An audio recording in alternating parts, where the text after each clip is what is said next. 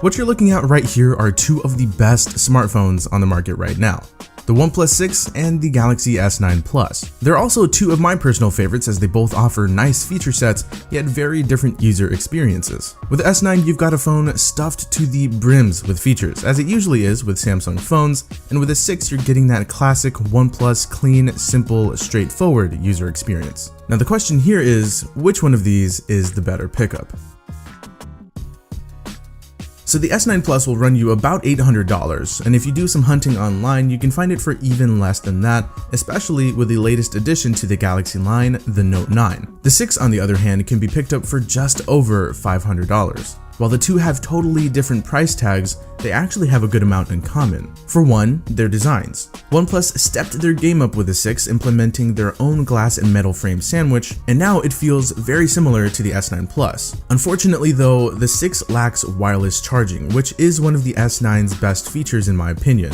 But overall, in terms of hardware, they are in the top tier with their attractive, very well put together, comfortable in the hand, premium builds. And unfortunately, since I'm known to scratch up glassback phones, I like keeping mine safe. Shout out to Dbrand, link to their skins is in the description.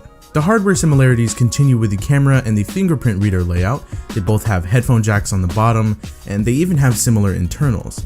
They both have the latest and greatest processor, 6GB of RAM in their base models, and they even have similar battery capacities at 3300 and 3500 mAh respectively. So where exactly do these phones differentiate? Well, like I said before, the S9 is loaded with features. We're talking fast wireless charging, IP68 water and dust resistance, expandable storage, great sounding stereo speakers, a stunning super high resolution curved notchless OLED display, all things the OnePlus 6 does not offer. While the 6 may not have the same heavily decorated feature set, it still has a very nice AMOLED display of its own. It has the alert slider, which is an underrated smartphone feature in my opinion, and one of its biggest features, and probably its most important feature, is its software experience. If you ask around, you'll hear a lot of tech enthusiasts say that the 6's user experience is nothing short of pure excellence. Oxygen OS has become a favorite for many, myself included. It's fast, it's fluid, clean, and it has its own share of features and tweaks. While Samsung's software has seen improvement over the years in terms of decreased bloatware and increased speed,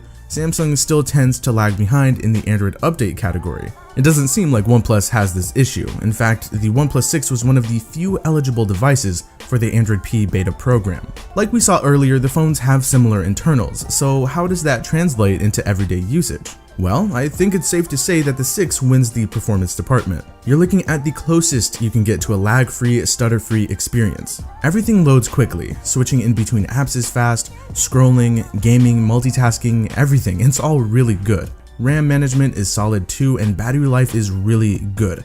I get well above average in terms of screen on time. But don't get it twisted. The 6 may be light on its feet, but the S9 is no slouch when it comes to performance. I've had my S9 Plus since launch and I haven't had any big performance issues. Very, and I mean very few stutters, very rare hiccups here and there, nothing close to what I've experienced on phones from the past. My S9 Plus still flies and chews through daily tasks. RAM management is good and battery life is really solid too, falling just a tad short of the 6's performance.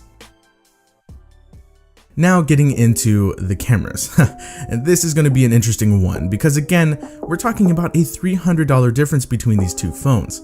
So they can't be that close in terms of camera performance, can they? If you assumed the S9's cameras would be better because they're on the more expensive phone and it only makes sense, well in this case you'd be right. The S9 Plus definitely has the better set of cameras straight up. However, the 6 isn't so incredibly behind. In fact, in normal, well-lit conditions, the two are very comparable, and there will even be times where you can't tell which phone took what shot. A recent OnePlus 6 update offered improved color reproduction, clarity, and high dynamic range, among other things.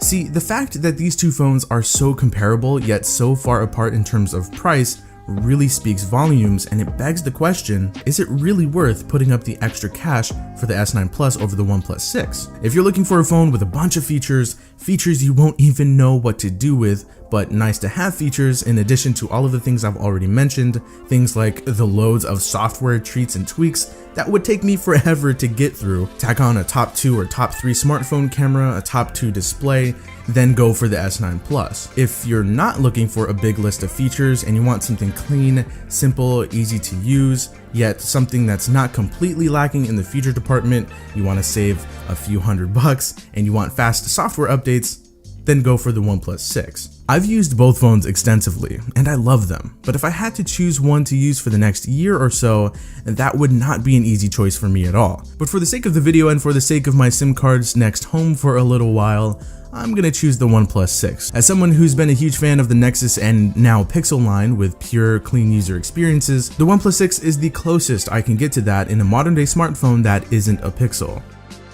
Honestly, you can't go wrong with either phone, they're that great. But of course, people have different tastes and different use cases. All in all, I feel this type of cross-tier competition is great for the Android smartphone world. These phones are getting better and better, which is a good thing for us consumers. So which one would you pick? Let us know down below in the comments. As always, we love to hear your feedback. But that's gonna do it for this video. I hope you guys enjoyed it. If you did, feel free to hit that like button, subscribe to the Android Police channel if you're new. I will talk to you guys later, and thank you so much for watching.